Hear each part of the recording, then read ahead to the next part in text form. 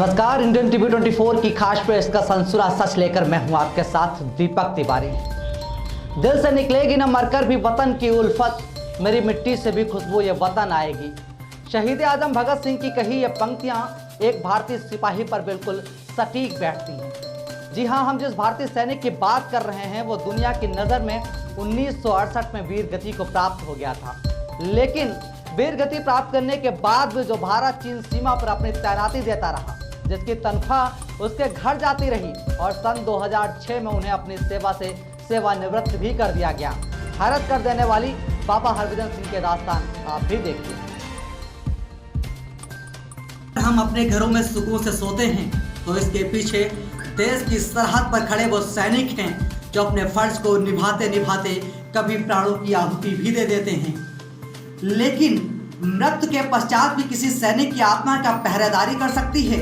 आपको ये सवाल हैरत में डाल सकता है और शायद यकीन करना भी मुमकिन ना हो। पर सिक्किम के लोगों और वहाँ के तैनात सिपाहियों से पूछिए तो वो यही कहते हैं कि पिछले तकरीबन 45 सालों से यही हो रहा है। हैरान कर देने वाली यह दास्तान बाबा हरभजन सिंह की है। 30 अगस्त 1946 को जन्मे बाबा हरभजन सिंह 9 फरवरी 1966 को भारतीय सेना के पंजाब रेजिमेंट में भर्ती हुए थे। 1968 में वो पूर्वी सिक्किम में तैनात थे। 4 अक्टूबर 1968 को खच्चरों का काफिला ले जाते वक्त पूर्वी सिक्किम के नाथुला के पास उनका पैर फिसल गया और घाटी में गिरने से उनकी मौत हो गई। पानी का तेज बहाव उन्हें बहाकर 2 किलोमीटर तक ले गया। कहा जाता है कि अपने साथी सैनिक के सपने में आकर उन्होंने पार्थिव शरीर की जानकारी दी थी।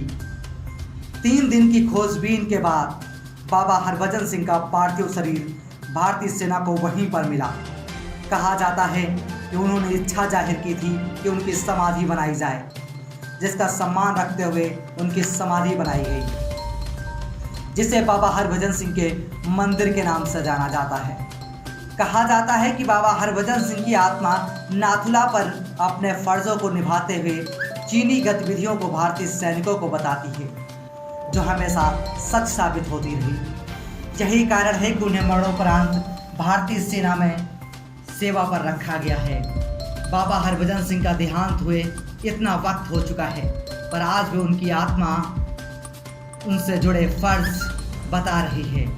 बाबा के मंदिर में बाबा के जूते और बाबा का बाकी सामान रखा हुआ है। वहाँ तैनात भारतीय सैनिक बाबा के मंदिर की चौकीदारी करते हैं और उनके जूते पॉलिश करवाते हैं। सैनिकों के मुताबिक सुबह साफ किए गए जूतों पर शाम को कीचड़ लगा होता है और उनके बिस्तर पर सलवटें देखी जाती हैं।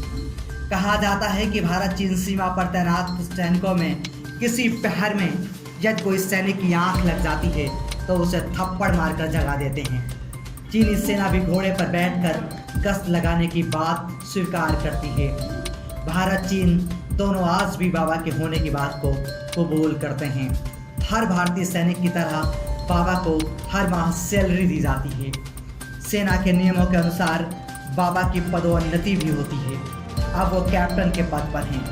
आज भी बाबा अपने कर्तव्य निभा रहे हैं। ऐसे देशभक्त को इंडियन टीवी 24 परिवार कोटि कोटि प्रणाम कर श्रद्धांजलि अर्पित करता है।